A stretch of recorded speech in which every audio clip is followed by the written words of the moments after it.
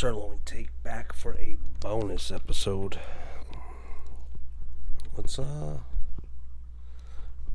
We could just go, hear me out, full lapel, bang.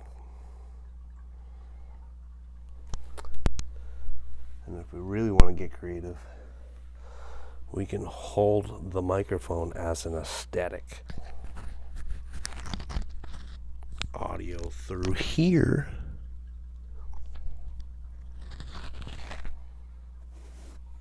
Bitches through here. That's cute.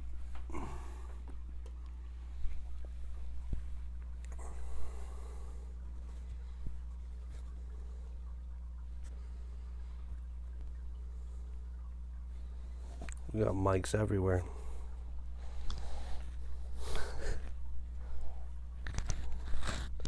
Even better. Even better.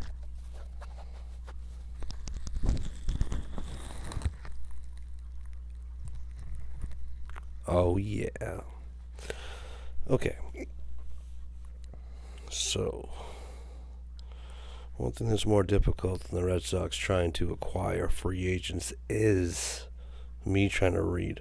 So, bear with me. Boston Red Sox diehards are well acquainted with the organization's usual winter fan festival winter weekend. I went for the first time last year, MGM Springfield. Holy shit, was it cold. 9 degrees. Not even going to dive into the story. All I know is that Foxwoods must have been pretty sweet. Alright. Winter Weekend was a 2-day event that has taken place at MGM Springfield and Foxwoods Resort. Sorry, police scanner upstairs. Winter Weekend was a 2-day event that has taken place at MGM Springfield and Foxwoods Resort Casino in the past. The festival featured events and panels with players, prospect, alumni, coaches, and front office officials. But after a few questions and answers sessions gone awry, oh no. Who wrote this? Bo Sox injection. So I can't confirm that this is the reason or not. But after a few question and answer sessions gone awry, the Red Sox have a new plan for 2025. Boston's new fan festival, Fenway Fest, will take place on January 11th. You want me to fucking read, but you got pop-ups all over the... Boston's new fan festival, Fenway Fest, kind of a lame name, will take place on January 11th at the MGM Music Hall in Fenway Park from 9 a.m. to 5 p.m. I'm not going to lie, just the curb appeal of that alone sounds miserable. Alright, the screen is jumping all over the place with ads. The event features some staples of past Winter Weekend fan festivals and some moments exclusive to 2024 and 2025. I don't know how I'll feel about that, because should be just 2025. Baseball is the only sport where it's done in one calendar year. Okay. By the way, it's $85. Next paragraph. Fenway Fest tickets will run fans $85 for adults and $35 for children ages 3 to 14. All tickets include a voucher to a Red Sox home. Oh, no shit. All tickets include a voucher to a Red Sox home game in April or May and access to all Fenway Fan Fest. Dude, why is the fucking screen jumping with that?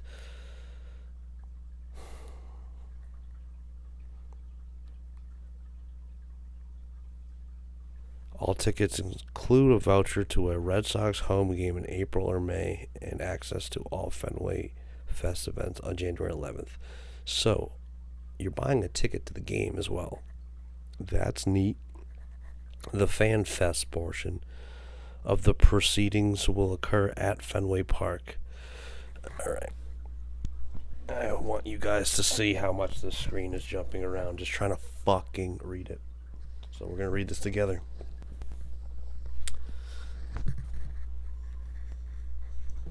Here we go.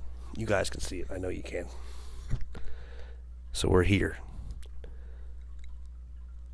All right. All tickets include a voucher to a Red Sox home game in April or May and access to all Fenway Fest events on January 11th. Are you fucking kidding me? You want me to follow along reading this? Goddamn Rube Goldberg machine of a damn webpage. I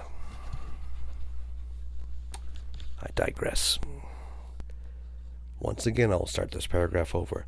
The Fan Fest portion of the proceedings will occur at Fenway Park. Fans will have self-guided access. I'm waiting for this fucking screen to just... Oh, there it goes again. All right. I'm done. I am done with that screen. We're going to lapel.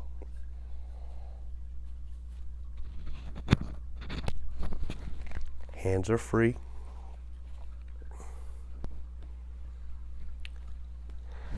Here's what we're going to do. We're going to copy and paste it. I'm going to put it on a fucking Word document. And that's what we're going to fucking do.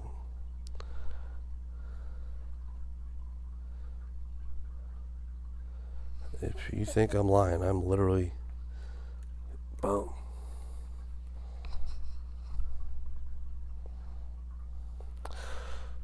Alrighty.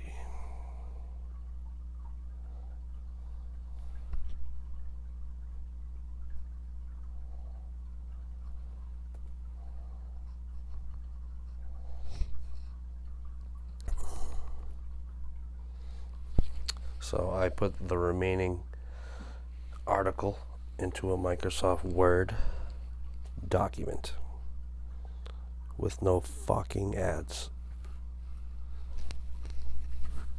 Let's go back to my undercover microphone here.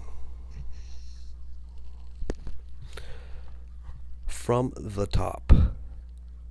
One more time. Alright. So, as we know, Fenway Fest tickets will run fans $85 and $35 for children ages 3 to 14. So if you're under the age of 3, I assume you're not allowed. You just can't come. If you shit your pants in diapers, which you can probably do at age 3, definitely do at age 3. But if you're doing it at age 2, you can't come. Alright, so you're paying $85 for this freezing cold event, but you're going to get a game in April or May. I don't like how they don't know that. It's April or May. Is it my choice? Is it your choice? If it was up to me, I'm going there. I'm meeting Brock Holt. We're going to exchange phone numbers. I'm going to be like, God damn, it's about goddamn time. You are my father, Brock. Why don't I have your phone number? David Ortiz, Pedro Martinez. I'll speak exclusively Spanish to Rafael Devers. If I could shake the hand of Jim Rice. I don't think I'll be step and fly, dressed real nice to be able to feel worthy shaking his hand, but... Oh, and the Eckman, Dennis Eckersley. I'm going to wear the Oakland A's hat just for that. Alright, see, this is all a spiral from the fucking ads jumping around. I could have finished these last 4 paragraphs, but instead, I'm ranting. Okay, the Fan Fest portion of the proceedings will occur at Fenway Park. Fans will have self-guided access to the Green Monster. Huh. I've never been up there. That's cool. Self-guided, even better. The Red Sox clubhouse and many of the exhibits at the park, including ones containing Hall of Fame memorabilia. There will also be games and activities for kids, including appearances from Wally and Tessie, who are brother and sister, not boyfriend, girlfriend. Autograph and photo sessions will occur at Fenway Park and the team store on Jersey Street. Sorry. Autograph and photo sessions will occur at Fenway Park and the team store on Jersey Street. So right across the street. It's like where they're bitching at you. No, you can't light your cigarette there either. It's like, I'm already outside the ballpark. They said, fucking no. You gotta keep walking. You go fuck yourself in front of that team store. That's where they'll be signing shit. Okay.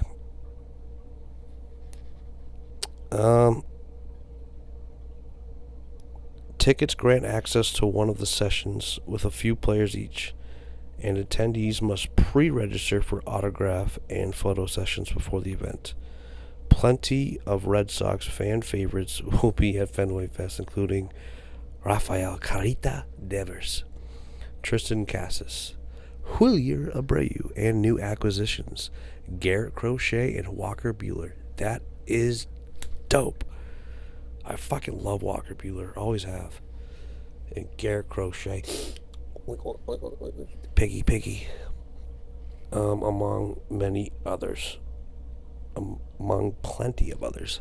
The panel portion of the event will take place at MGM Music Hall, and it's first come, first serve. So arrive early if you'd like a seat. The panel will feature Greg Whiteley, the director of Boston's upcoming Netflix series The Clubhouse, A Year with the Red Sox, and a sneak peek of the show. Oh, the 2024 Boston Red Sox. Thank God they made a Netflix documentary. Fuck. In the past, Red Sox fans have relished the opportunity to interact with players and question management during Q&A panels. Hopefully the Sox can find a way to strike balance between old and new with the latest fan festival format. So, I'm probably going to go by myself. The kid I usually go with, my homie, just picked up a new job, so I don't think he's going to be around. But it's probably for the better. When we get together, it's just a fucking adventure. So, this is going to be tailored around ball. Get there early. It says don't get there early, but I'll get there early. I'll freeze my fucking dick off, or I could wear a bunch of layers. It's not at a casino, so that's big. Because when you got a baby face like this, you just getting ID'd constantly, and you got all this fucking shit in your pockets because you're trying to get us in hopes of getting the shit in your pockets signed by a very specific few players. I'm gonna dive into last year's winter weekend into a spiral, dive headfirst into the shallow end. Holy shit, was that a frustrating weekend. I don't even know where to begin with that. All I know is that when it was all said and done, I could not wait for next year. Because the odds were, because it's not happening anymore, the odds were in my favor that it was not going to be 9 degrees with 50 mile per hour winds. Ironically, that's the weather out today, right now. Freezing. I want to shoot my brains out cold. Frostbite. Fucking. I am nowhere near comfortable on this couch. Way more comfortable than I was at Fenway at fucking winter weekend, though. Holy shit. Yeah, so it was. We had a hotel. And then you walk to the convention center. And you walk to the casino. It's all like bing, bang, boom, boom, boom, boom, boom. 9 degrees. Everything's outside. Nothing is in the same building. And the wind was just brutal. And what sucked was I had my vehicle, but the hotel we were staying in, the fucking gate didn't work. I'm only there for one night. The gate didn't work, so I had no access to even get in and out. And when you did, it was more of a chore than anything else. I learned about the autograph vouchers and photo sessions. Those were I think I signed up pretty late. We got Trevor Story, Salto Lamacchia, Johnny Gomes. Yeah. No, then I got a signature from Von Grissom. And as a Chris Sale guy, I could give a fuck less. No disrespect, Vaughn. But I had shit for Eckersley, Cora, Ortiz. Yeah, there was no Devers last year. No Pedro. Or maybe there was, but... Yeah, but those three and then Trevor Story. And then I happened to get Trevor Story, so me lugging around all that shit was not for nothing. So that was cool. This time around, I am going to... You know what? I'll grab it right now. I know what I'm going to do.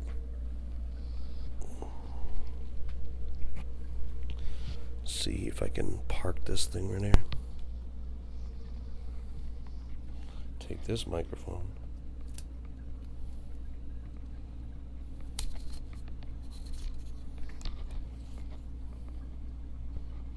Pull it out. Bang. Bang.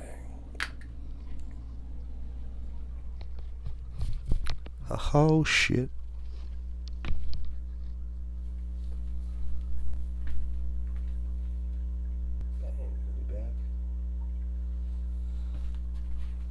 We're back.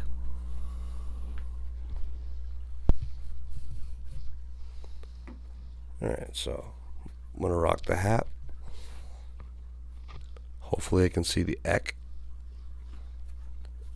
If you can't see that, it's 1989 World Series. Of course, Dennis Eckersley was a part of that team. I love Brock Holt. I got this picture. I'd love to have him sign that. If not, I was at this game, which, for those who don't know, well, this was 2018 Rally Helmet. This was 2019, the resumption game, 16-minute resumption game. They played, I believe, the Royals in August of 2019, and then a fucking monsoon, a tsunami came through the clouds during extra innings. Josh Taylor was on the mound. It was like a 2-1 count. I don't know how many outs there were, but they had to stop it. They were like, nope, we can't play this unless you get a boat. And I was like, whoa, I've never seen this before. You're going to resume a game in extra innings a month later? I want to go to that. I remember I got like press box tickets for free from people who had tickets originally to the innings 1 through 10. But then they ended up announcing adults $5, kids free. 16,000 fans showed up. And it was 16 minutes. And, Brock Holt hit the walk-off. As soon as he got to second base, went from second, beeline to home plate so he could dive head first. So, I can carry this, I can carry that. Holy shit. Yeah. Okay. Now I gotta remember where that is. Is that over there? I'm going to have to do some thinking. I have a 2018 playoff ticket. Brock or Rafi Carita. They could sign those. But that has more of a sentimental value where I don't want to fuck it up. These I printed with my printer. My printer is incapable of printing this high quality today, but that's a whole nother story. I don't know why it's not working. But, Fenway Fest. $85. But you're actually getting a ticket to the game. You don't know what game. You don't know if you're around for that game. You don't know if you get to choose that game. You know you're going to be in the bleachers. You're not going to they're not gonna fucking. You go into the bleachers. It starts at 9, goes to 5. I mean, like around noon or 1, I guess I can walk around with a beer. I don't really drink, but fucking, I can't imagine this being like, I don't know. I went to Section 10 night by myself, and they always showed up late. Yeah, that could have been just the whole reason why it wasn't as fun. I showed up late. I didn't get to go to the meet and greet and whatnot. Never actually met any of the fellows as long as I've been listening to them, but I remember talking to a couple Section 10 fellas, and for the first time ever in this community, I was like, these guys kind of suck. I think it was just like those particular people. I was just like, yo, man, because I saw you had the hat, and I have the hat. The green Section 10 snapback. It's like a mesh. It's made by New Era 5950. Or maybe it's just 950. Yeah, I think 5950 is this one. Yeah, so it's 950 is the snapback. And I wore that thing everywhere, so that thing is fucking gross. So I saw some kid with the pristine one, and I was like, bro, that hat, man, got the same one, and he just could give two fucks. And I was like, damn. Because usually I've been like in Plymouth, but like down in the Cape, and just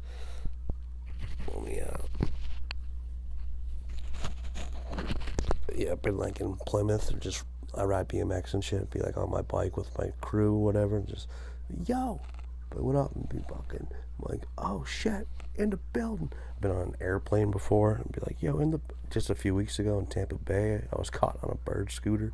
Some dude rolled down his window, he's like, Section 10. I was like, in the motherfucking building. I met 2 different fucking fellas last weekend. First game I went to by myself, I met Ethan Winters. We've been to a few games. It's community. But yeah, no, I asked that one kid about his hat, and he was just like, go fuck yourself, dude. And I was like, dude, I would have told myself the same thing, because this hat is exclusive.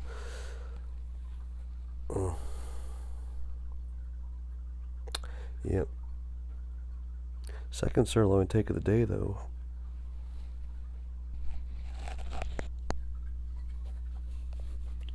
Still MVP of my pool league.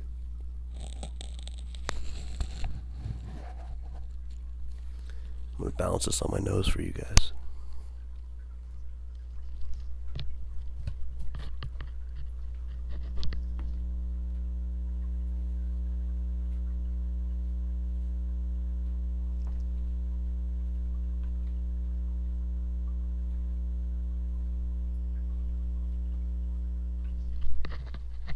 Wasn't lying. Was not lying. Alright, it is 8:52. Is that right? Or is that 6:52? Wait, I wear a fucking watch now. 6:52. Alright, bet. I'm about to go cut the rug in an hour. Man, I love dancing. Yeah, where are we at for time on this episode?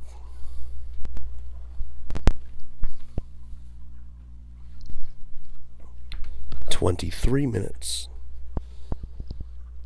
The last one was 30, so I'm going to do 30. So about 7 more minutes here. So winter weekend. So I don't gamble, but last year I go to Foxwoods for the first time, and I got a hotel inside of Foxwoods. It's my buddy's 30th. The whole crew, very nostalgic. And there were like clubs and shit, and like I said, I'm cutting the rug, tearing up the club. I'm having a blast. Ended up in some like VIP section, VIP, with like this whole bachelorette party, a bunch of ladies. It was fun. But at MGM, I'm like, all right, my buddy can gamble, he'll do his thing, I'm gonna hit the club. There's a club. I pull up to this fucking club. and it is a cover band. And I'm like, no. It is three things I hate. It's playing doubles and pool, low ceilings, and karaoke. What's a cousin of karaoke? Cover bands. And it wasn't even like a cover band that's... to be honest, I don't even know. I saw it was a cover band, and I'm like, this is ridiculous. I immediately contacted one of the people who worked there. Not like contacted, but like walked over. I go, yo, what's up with this? They go, all weekend. I go, huh, is there anywhere else? He's like, no. I'm like, oh my God. So, all of MGM Springfield, just honky shit. Just honky music. Just a bunch of middle-aged white guys singing the fucking hits. And I'm like, no. Just anything. But, the only thing worse would have been country. Which I don't even hate country. It's just like everyone wants to play it when I'm not on a boat, Just time and place. But I'm like, dude, this fucking... the accumulation effect of just day one, getting ID'd 75 times. I got ID'd. I even... there was such a lack of music that I even gambled for the first time. Went with my buddy to play blackjack. Walk in, get ID'd for the 17th time, even though this dude'd seen me 17 times. Because even to get to the bathroom, you had to get ID'd. He takes my ID, fucking, alright, you can come on in. I'm like, yeah, thanks. Get in there, I'm like, alright, fucking $20 buy-in, $10 buy-in. I'm like, this shit's a waste. Whatever. I pick a fucking table, $10 buy-in, 15, I don't remember, but I get to the table. Meanwhile, I've never done this before. I sat down, the fucking dealer IDs me. And my homie just like, he was like, bro, he did not just press you like that. I was like, what, is that not normal? He goes, no, that's not fucking normal. I'm like, brutal, dude. It's such an inconvenience. Like, every other time you're getting ID'd, or you're like, you look very young. It's just like, well, like, I don't take it as an insult anymore. I'm like, oh, sorry, you look like shit. I don't even moisturize. In a few years, this is going to be like, whoa, dude, you look good. I'm like, I've always have. But fucking got ID'd at the blackjack table. I have like 19 or 20, and this dude fucking wins, and I'm like, just lost a quick 20. I was just fucking mad. I flipped out. I'm like, my buddy else was named Mike. I was like, yo, Mike, we gotta go to a strip club, man. It's probably the only place that's gonna play some non-honky music. At least we can see some ladies. And we can watch sports. Because night one, it was Friday. So we go to this strip club, like 20 minutes outside of Springfield, in a direction. I don't know which one, but in a direction. West Chuckafuck. It's like some old barn. I think the name of the place was, I want to say Anthony's. I'll come back to that. I think it's Anthony's, but get there, and me and Mike, we meet this stripper who is just the balls. She's talking to us about music, and she's like, yeah, fucking, I like the hardcore scene and whatnot. We're like, oh, you mosh? We run mosh pits. Because little does she know, Mike and I, when we go into a mosh pit, we shut it down. I'm not going to dive into details. You can just take my word for it.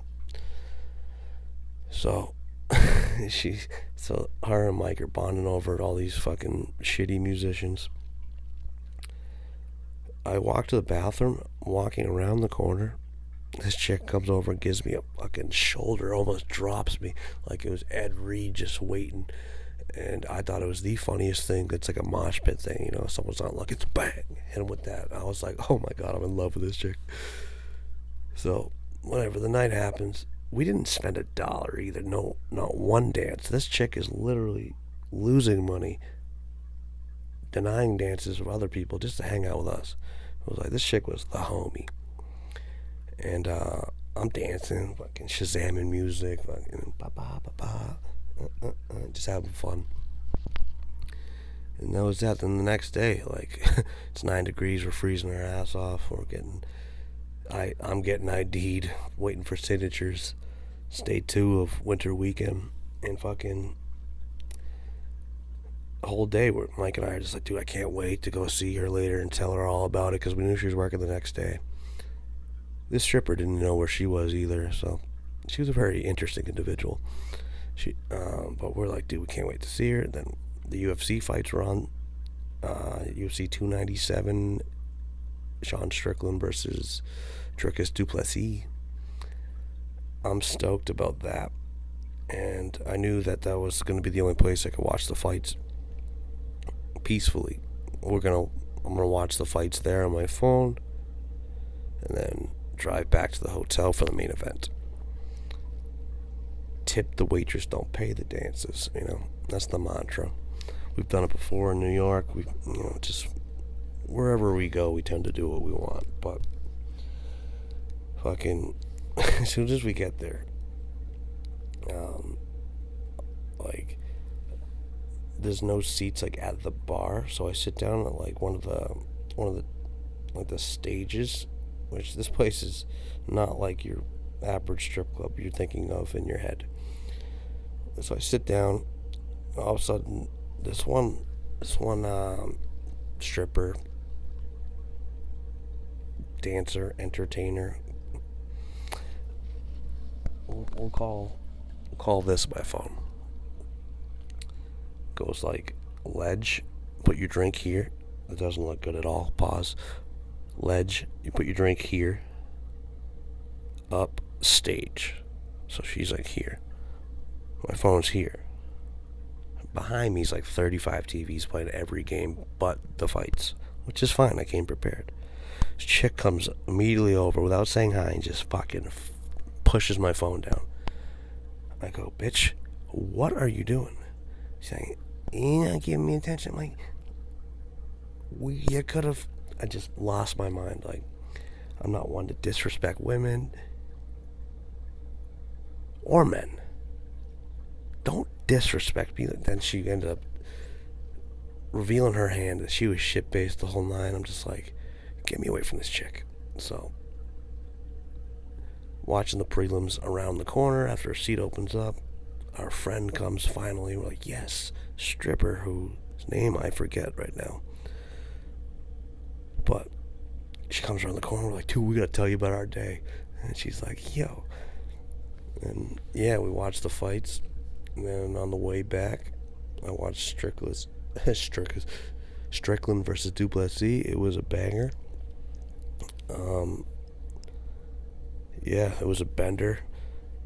The Dr. James Naismith Basketball Hall of Fame's directly across the street. And let me tell you, I was so fed up with by the time the sun came up that I couldn't even muster up the courage to go across the street and see something I've always wanted to see my whole childhood.